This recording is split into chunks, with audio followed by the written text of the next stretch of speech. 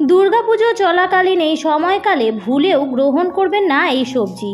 নবরাত্রি অথবা দুর্গাপুজো চলাকালীন এই সময়কালে এই সবজিগুলি গ্রহণ করলে অর্থহানি, শত্রু বৃদ্ধি, ধন নাশ এবং রোগ জ্বালা যন্ত্রণায় ভুগতে হয়।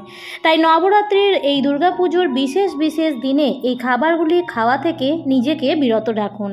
নমস্কার বন্ধুরা, ভক্তিমূলক কথা চ্যানেলে জানাই আপনাদের সকলকে স্বাগত। বন্ধুরা, আশা করছি ঈশ্বরের আশীর্বাদে আপনারা প্রত্যেকেই ভালো আছেন এবং সুস্থই আছেন। সামনেই আসছে দুর্গাপুজো আর নবরাত্রি শুরু হয়ে গেছে।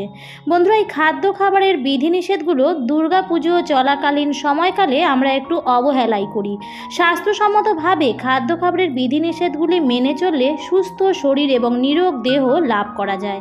তাই বন্ধুরা, নবরাত্রি চলাকালীন এই যে সময়কালটি, এটিকে বলা হয় শক্তি সংগ্রহ করার নবরাত্রি। এই সময় দেবী দুর্গার আরাধনা করলে দেবী সেই ভক্তের ডাকে অবশ্যই সাড়া দেন এবং সেই ব্যক্তির উপর এবং তার পরিবারের উপর সর্বদাই সহায় থাকে। তাই বন্ধুরা, নবরাত্রি চলাকালীন খাদ্য খাবারের যে বিধিনিষেধগুলি সেগুলি মেনে চলার চেষ্টা করুন। যদি নবরাত্রির 9 দিন পালন করতে না পারেন তাহলে অন্ততপক্ষে সপ্তমী, অষ্টমী, নবমী, দশমী এই 4টে দিন মেনে চলার চেষ্টা করুন।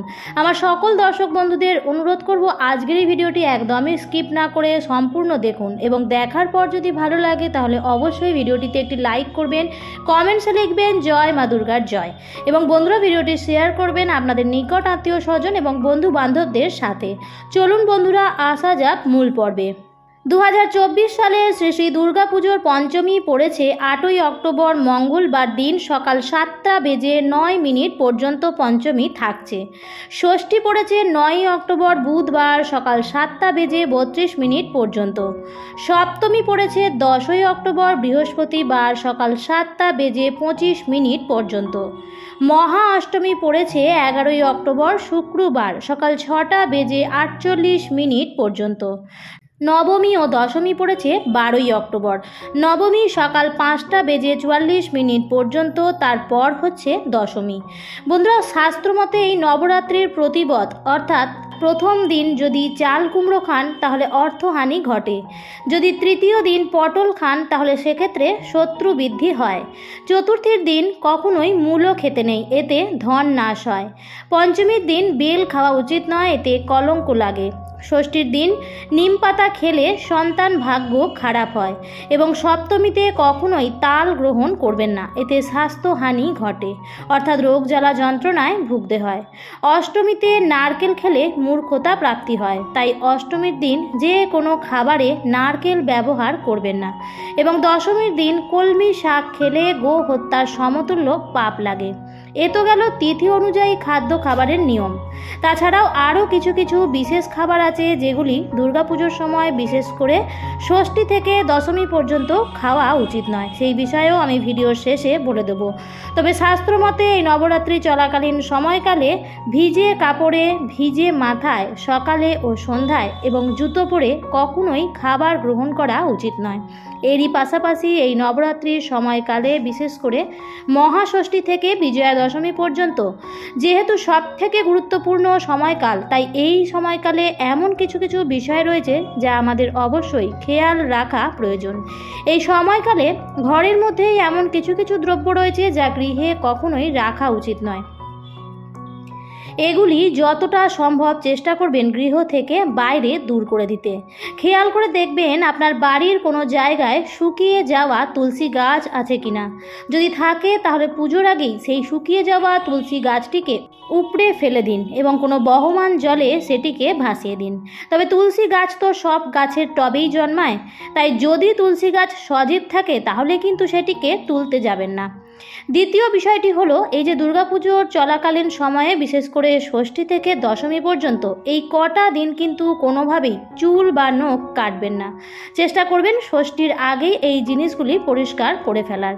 চুল বা নখ এই সময় কাটা কিন্তু অশুভ শক্তির ইঙ্গিত দেয়, এর ফলে মা দুর্গা কিন্তু অত্যন্ত রুষ্ট হয়ে যান। নবরাত্রি চলাকালীন তিথি অনুযায়ী কোন কোন খাবারগুলি খাওয়া উচিত নয় সেটি তো আমি আগেই বলে দিলাম। এছাড়াও বন্ধুরা এই দুর্গাপুজোর সময়কালীন যে বিশেষ কয়েকটি খাবার আছে সেগুলিও কিন্তু ভুলেও গ্রহণ করবেন না। তার মধ্যে প্রথম হচ্ছে থোড়।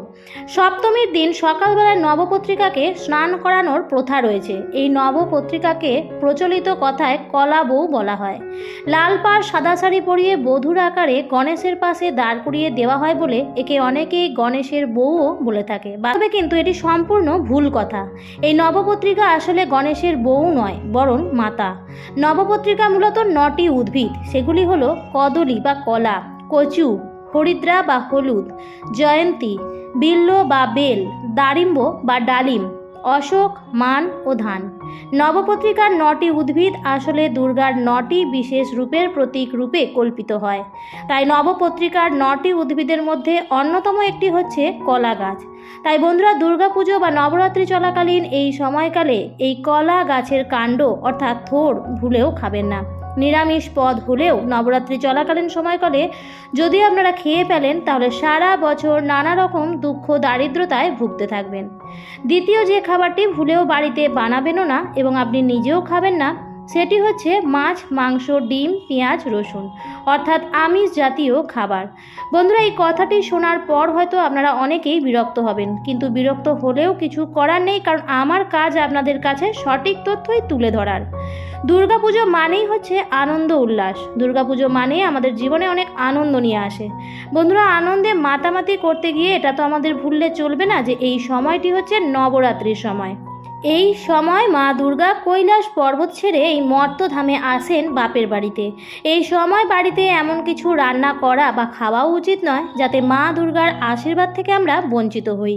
সনাতন ধর্মে মাছ, মাংস, ডিম, পেঁয়াজ, রসুন ইত্যাদি খাবার কিন্তু বর্জনীয় এবং কোনো দিনই এই খাবারগুলি গ্রহণ করার উপযুক্তই নয়। এটি শাস্ত্রসম্মত নয়। তবে মানুষ নিজের তৃপ্তির জন্য নানা প্রকার আমিষ জাতীয় খাবার খেয়েই থাকে। তবে যেদিন বাড়িতে পুজো সেদিন আমিষ জাতীয় খাবার কিন্তু আপনারা খান না। তাই নবরাত্রি চলাকালীন এই সময়কালে বিশেষ করে ষষ্ঠী থেকে দশমী পর্যন্ত এই যে সময়কাল, এই সময়কালে ভুলেও আমিষ জাতীয় খাবার বাড়িতে বানাবেনও না বা খাবেনও না। তৃতীয় যে খাবারটি ভুলেও খাবেন না সেটি হচ্ছে তেতো জাতীয় খাবার, যেমন ধরুন উচ্ছে, করলা বা নিম পাতা। নবরাত্রি চলাকালীন এই সময়কালে তেতো জাতীয় খাবার মুখে তুলবেন না। এর ফলে পারিবারিক সম্পর্কের মধ্যে তিক্ততা বাড়ে। আর একটি যে বিষয় বলবো তা হলো বন্ধুরা মহাষষ্ঠী থেকে দশমী পর্যন্ত এই যে সময়কাল, এই সময়কালে অ্যালকোহল জাতীয় বা কোনো রকম মদ্যপান করবেন না, কারণ দেবী দুর্গা কিন্তু মদ্যপানে অসন্তুষ্ট হন। তাই অবশ্যই এই সময় মদ্যপান করবেন না। আপনি নিজেও যেমন করবেন না তেমন চেষ্টা করবেন আপনার পরিবারের অন্য কোনো সদস্যও যেন না করে। বন্ধুরা অনেকেই বলবেন যে আমরা তো সবই খাই, সবই করি, অথচ তাও আমরা ভালোই আছি, ঠিকই আছি। কিন্তু বন্ধুরা কখন যে কার জীবনে বিপর্যয়ের কালো মেঘ, দুঃখের কালো মেঘ নেমে আসবে সে তো কেউ বলতে পারে না। তাই বন্ধুরা আগে থেকেই নিজেকে সতর্ক রাখুন, ভালো রাখুন, যাতে জীবনে কোনো দিনই আপদ বিপদ বা বিপর্যয়ের সম্মুখীন না হতে হয়।